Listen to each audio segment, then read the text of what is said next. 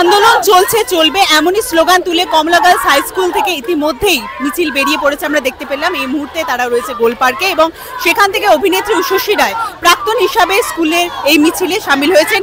কি চলছে সবটা রইল সিটি সিনেমার পর্দায়।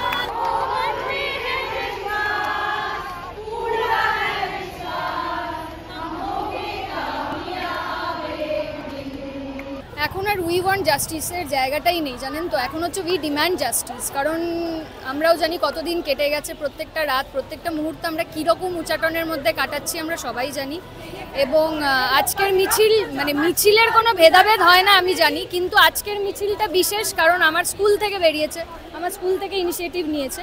তো সেই কারণে আজকে আমরা স্কুলের যারা প্রাক্তনী আমরা জমায়েত হয়ে স্কুলের সামনে থেকে গোল পার্কের মতো এইরকম একটা জায়গায় আমরা মিছিল করছি, জমায়েত করছি। এবং তুমি প্রত্যেকটা মেয়ের গলার স্বর দেখলে বুঝতে পারবে, শুনলে বুঝতে পারবে সবার গলার মধ্যে কতটা রাগ আছে, কতটা ক্রোধ আছে, কতটা মন খারাপ আছে। আমাদের সত্যি ধৈর্যের সমস্ত বাদ পেরিয়ে গেছে এবং আছে, কিন্তু আমি জানতাম না তোমরা এখানে যে আসবে। তো থ্যাঙ্কস টু সিটি সিনেমা যে তোমরা আমাদের এই মিছিলটা এসে দেখলে। তোমরাই বলো যে আমাদের মানে আর কি করা উচিত। আমরা শান্তিপূর্ণ সমাবেশ করছি, শান্তিপূর্ণ জমায়েত করছি, আমরা জাস্টিসের জন্য স্বর তুলছি, স্লোগান দিচ্ছি, কিন্তু আলটিমেট আমাদের যেটা চাওয়া যে নারীদের নিরাপত্তা সুরক্ষিত করতে হবে এবং জাস্টিস পেতে হবে। এইটার জন্য আমাদের যা যা করার আমরা করব, কিন্তু আমরা থেমে থাকবো না। আজকে ঘটনাটি ঘটেছে, এতদিন হয়ে গেছে, তারপরেও আমরা মিছিল করছি, তারপরেও জমায়েত করছি। জনজীবনকে আমরা মোটামুটি স্তব্ধ করে দিতে পারি। তো এবার দেখা যাক কি হয়, আমরা থেমে যাব না। ওই যে সবাই বলছিল না যে ওই কটা দিন যাক তারপরে তো সবাই থেমে যাবে, ওরম কোনো ব্যাপার নেই। এমন একটা আগুন লেগেছে না, যত দিন যাবে এই আগুন ওই দাবানলের মতো ছড়িয়ে পড়বে, আরো বেশি বেশি করে ছড়িয়ে পড়বে।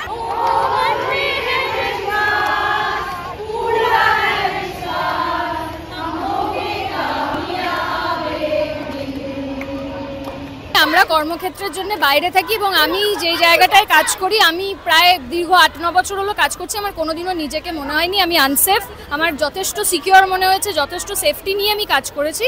কিন্তু এখন বর্তমানে যে ঘটনাটি ঘটেছে তার জেরে আমি আর জোর দিয়ে বলতে পারি না যে আমি সবসময় সেফ, আমার কোনোদিনও কিছু হবে না। এবং সেই জোর দিয়ে যাতে আমি বলতে পারি, আমি যাতে রাতে হোক, দিনে হোক, ভোরে হোক, দুপুরে হোক, যখনই হোক, কাজের দরকারে হোক বা না হোক, আজকে তো কর্মক্ষেত্রে একজন অন ডিউটি ডাক্তারের এই ঘটনাটা ঘটেছে, তাই আমাকে প্রশ্নটা করলে তাই জিজ্ঞেস করলাম। এইটাই যদি অন্য কোনো মেয়ে সে বন্ধু বান্ধবদের সাথে পার্টি করে, হ্যাঁ, লাউঞ্জ থেকে ফিরতো উবার বা কোনো ক্যাবে করে বা কিছুতে করে, তখন যদি ঘটনাটা ঘটলো সবাই কি এতটাই গর্জে উঠতো? তখন তো মেয়েটার দোষ হতো। তো এই যে মানে সমাজে যে ট্যাবুগুলো সবসময়, এই যে জেন্ডার ডিসক্রিমিনেশন এবং মেয়ে মানেই মানে আমরা তো কোনো পুরুষকে বলতে পারি না যে আপনি রাত্রিবেলা বাড়ি থেকে বেরোবেন না, এটা একমাত্র মেয়েদেরকেই বলতে পারি। তো এই জিনিসগুলো মুছে ফেলতে চাই। টলিউডের latest update, gossip and entertainment পেতে সাবস্ক্রাইব করুন শুধুমাত্র সিটি সিনেমা আর ফলো করুন সিটি সিনেমার Instagram, Facebook, Twitter and share chat page.